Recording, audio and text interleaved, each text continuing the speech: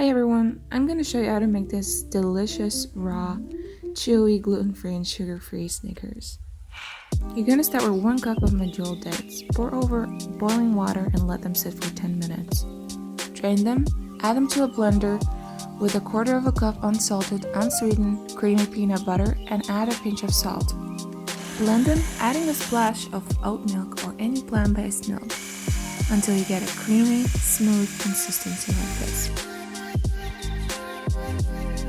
Then add 2 big tablespoons of the caramel to 1/2 cup of oat flour.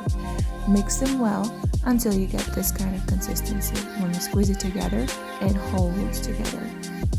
Now transfer the flour mixture to a square container and squeeze it down tightly.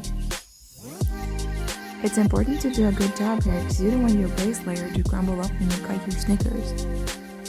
Then place the rest of the caramel onto the base layer and spread it out smoothly.